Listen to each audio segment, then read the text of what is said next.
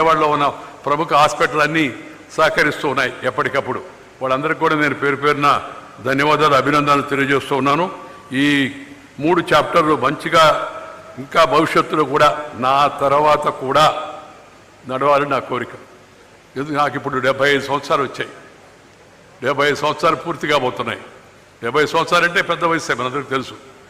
కానీ ఆ తర్వాత కూడా ఈ ట్రస్ట్ నిరాటంకంగా కొనసాగేందుకు పిల్లలు దీప, అలాగే డాక్టర్ శ్రీనివాస్ గారు, దీంట్లో ట్రస్టీగా ఉన్నట్టు రాజయ్య గారు, అలాగే మన అశోక్ గారు, అదేవిధంగా గంధి విశ్వనాథ్ గారు, అలాగే మిగతా మిత్రులందరూ కూడా వాళ్ళందరూ కలిసి ఇదే విధంగా ఈ ట్రస్ట్ని భవిష్యత్తులో మంచిగా ముందుకు తీసుకెళ్లాలని కోరుకుంటూ, మీ అందరి యొక్క సహకారం, ప్రోత్సాహం, ఆశీర్వాదం, మిమ్మల్ని నేనేం అడగడం లేదు, మీ ఆశీర్వాదం కూడా ట్రస్ట్కు ఉంటే భవిష్యత్తులో కూడా మంచిగా జరుగుతుందని చెప్పి మీ అందరికీ మనం చేస్తున్నాను.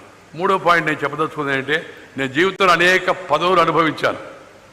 చిన్న స్కూల్ పీపుల్ లీడర్ నుంచి, కాలేజీ ప్రెసిడెంట్ దగ్గర నుంచి, యూనివర్సిటీ స్టూడెంట్స్ చైర్మన్ దగ్గర నుంచి, యూత్ వింగ్ స్టేట్ ప్రెసిడెంట్ నుంచి, youth wing all India vice president దగ్గర నుంచి, బీజేపీ స్టేట్ జనరల్ సెక్రటరీ నుంచి, ఆల్ ఇండియా జనరల్ సెక్రటరీ నుంచి, బీజేపీ స్టేట్ ప్రెసిడెంట్ నుంచి, ఆల్ ఇండియా ప్రెసిడెంట్ దగ్గర నుంచి, అలాగే గ్రామీణాభివృద్ధి మంత్రి నుంచి, పట్టణాభివృద్ధి మంత్రి నుంచి, అలాగే మన యొక్క పంచాయతీరాజ్ కేంద్ర ప్రభుత్వంలో మంత్రిగా ఉండి, అదేవిధంగా పార్లమెంటరీ వ్యవహారాల శాఖ మంత్రిగా ఉండి, ఇన్ఫర్మేషన్ బ్రాడ్కాస్టింగ్ మినిస్టర్గా ఉండి, అలాగే అంతకుముందు వాజ్పేయి గారి హయాంలో గ్రామీణాభివృద్ధి మంత్రిగా ఉండి అనేక పనులు నిర్వహించేటప్పుడు నాకు ఎంతో సంతృప్తి వచ్చింది. దాంతోపాటు భారత ఉపరాష్ట్రపతిగా ప్రధానమంత్రి గారి మోడీ గారి కోరిక మేరకు ఉపరాష్ట్రపతిగా కూడా 5 ఏళ్ల పాటు ఉండి ఆ పదవి బాధ్యతను కూడా నిర్వర్తించాను. అది కూడా నాకు తృప్తి ఇచ్చింది. కానీ వీటన్నిటికన్నా బాగా నాకు తృప్తినిచ్చేది, ఇస్తున్నది ఏంటంటే ఈ స్వర్ణ భారత సేవా కార్యక్రమాలని చెప్పని మీ అందరికీ మనం చేస్తాం. అక్కడంటే పదవి ఉంది, పదవి ద్వారా సేవ. ఇది అంటే పదవి కాదు, లేదా ప్రభుత్వంతో నిమిత్తం లేకుండా ప్రతి share and care is the core of Indian philosophy. మన దేశంలో ఆదికాలం నుంచి, వేదకాలం నుంచి, పుణ్యకాలం నుంచి, పురాణకాలం నుంచి మన పూర్వీకులు అనుభవించి, రంగరించి, మేళవించి మనకు అందించినట్టు వారసత్వం అవుతుందో, ఆ ధార్మిక సంస్కృతి అవుతుందో, ఆ సంస్కృతిలో నీతో పాటు ఇతరులు కూడా మంచిగా చూసుకోవాలి. ఇవాళ సాయంత్రం ముఖ్యమంత్రి గారు కూడా ఒక ప్రత్యేక కార్యక్రమాన్ని పెట్టారు. సాయంత్రం ఆయన విస్తారంగా మాట్లాడతారు కాబట్టి నేను దాని గురించి చెప్పను. చాలా మంచి ఆలోచన. మనము పైకి వచ్చాం, మన తోటి వాళ్ళకు కూడా చేయూతనిచ్చి వాళ్ళకి కాస్త పైకి తీసుకొచ్చే కార్యక్రమం చేపట్టాలి. వాళ్ళకి కావాల్సిన శిక్షణ ఇవ్వాలి, వాళ్ళకి కావాల్సిన సౌకర్యం కలిగించాలి. ఇది స్వర్ణ భారత్కి ఉద్దేశం.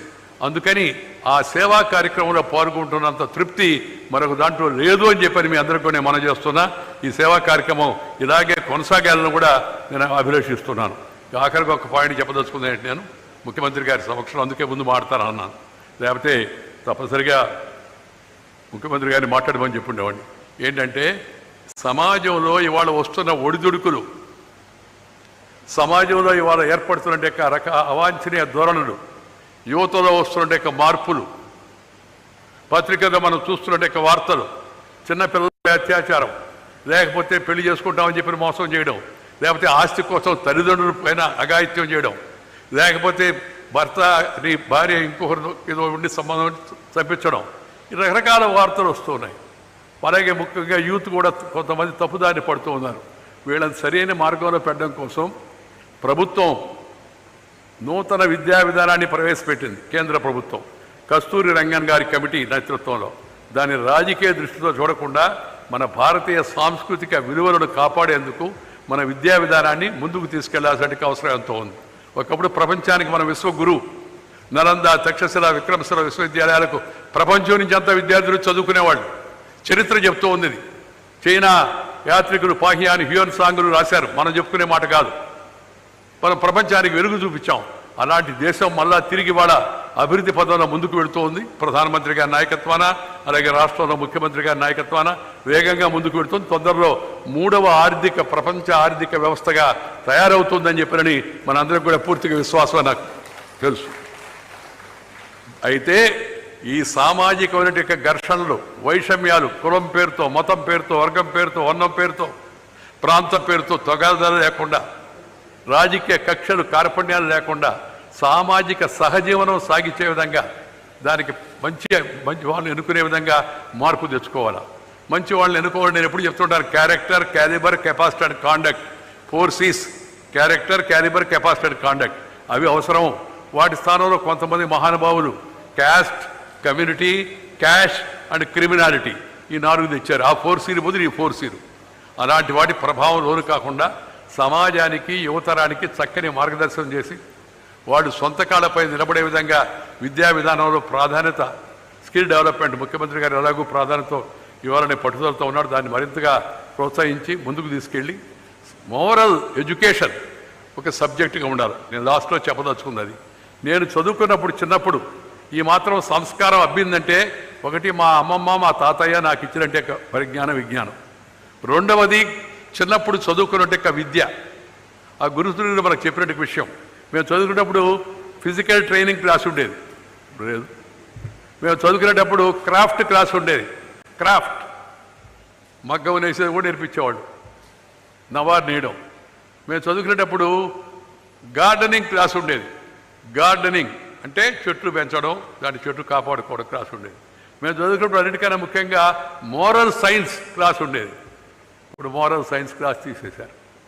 మళ్ళా తిరిగి మన విద్యా వ్యవస్థలో నేను ఇందాక పేర్కొన్న వాటి అన్నిటినీ తప్పనిసరిగా అంశాలుగా చేసి మన యువతరాన్ని సరైన దారిలో తీసుకొచ్చి తద్వారా దేశం కేవలం ఆర్థిక అభివృద్ధి చెందడమే కాదు, ఒక విలువలతో కూడుకునే దేశంగా మళ్ళా తిరిగి భారతదేశం రావాలంటే దానికి అన్ని రాష్ట్రాలు, అన్ని ప్రభుత్వాలు తమ వంతు కృషి చేయాల్సి ఉంది. ముఖ్యమంత్రి శ్రీ చంద్రబాబు నాయుడు గారు చాలా పట్టుదల కలిగిన మనిషి, మంచి మంచి ఆలోచనలు కలిగిన మనిషి. వాటిని అమలు చేయడం కోసం కావాల్సిన చిత్తశుద్ధి కూడా ఆయనకు ఉంది, కార్యదక్షత కూడా ఉంది. ఆ విధంగా ఇవాళ వచ్చినటువంటి అవకాశాన్ని మంచిగా ఉపయోగించి నైతిక విలువలు, రుజువర్తన ప్రమాణాలు సమాజంలో పెరిగేదానికోసం ముందు విద్యా విధానంలో మార్పులు తీసుకురావాలని చెప్పని, దాంతోపాటు మన రాష్ట్ర అన్ని ప్రాంతాలను సమదృష్టితో అభివృద్ధి పదంలో ముందుకు నడిపేదానికోసం ప్రభుత్వం కృతనిశ్చయంతో ఉందని చెప్తున్నారు. ఆ ప్రయత్నం సఫలం కావాలని, మంచిగా వచ్చి ఆంధ్రలో పెట్టుబడి పెట్టేదానికి అందరూ ముందుకు రావాలని, తద్వారా ఆంధ్రప్రదేశ్ మరింత శక్తివంతమైన రాష్ట్రంగా తయారు చేయాలని, మన అమరావతి ఏదైతే మనందరికీ కళ అవుతుందో ఆ అమరావతి కోసం ఆ రైతులు సాగించిన పోరాటం నిజంగా వాళ్ళకి మనం చేతులెత్తి నమస్కరించాల్సిన అవసరం అంతా కూడా ఉంది. అమరావతి రైతులు ఎవరూ సహాయం లేనప్పుడు, ఏమి చేయనప్పుడు వాళ్ళు ఎంతో ధైర్యంతో, మక్కువని దీక్షతో ఆ మహిళలు ముఖ్యంగా వాళ్ళు ఎంతో పోరాడారు. ఆఖరికి ఇప్పుడు ఆ కళ అది నిజమవుతుంది. నేను ఎందుకు ఆ విషయం ప్రస్తావిస్తున్నానంటే, గతంలో ప్రభుత్వంలో ఉన్నప్పుడు, కేంద్రంలో నేను మంత్రిగా ఉన్నప్పుడు, చంద్రబాబు నాయుడు గారు ముఖ్యమంత్రిగా ఉన్నప్పుడు అనేక అభివృద్ధి కార్యక్రమాలు ఆ చట్టంలో పెట్టినవి, ఆ చట్టంలో పెట్టనివి, ఆ చట్టంలో పెట్టించాల్సినవి, వాటి గురించి మేము ఇద్దరం నిత్యం చర్చించుకుని ఆ విధంగా మొదట చంద్రబాబు నాయుడు గారు విభజనకు అసలు అంగీకారంగా కూడా లేడు.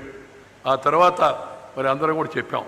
తర్వాత ప్రత్యేక అయినట్టు మన రాష్ట్రానికి ప్రత్యేకమైన నిధులు ఇవ్వాలి, ఆర్థిక సంఘ సిఫారసుల ప్రకారం ప్రత్యేక రాష్ట్ర హోదా వచ్చే అవకాశం లేదు కాబట్టి ప్రత్యేక నిధులు ఇవ్వాలనే ఉద్దేశంతో అనేక విద్యా సంస్థలు మనం శ్రీకాకుళం నుంచి అనంతపురం వరకు అనేక విద్యా సంస్థలు త్వరితగతిన తెచ్చుకున్నాం.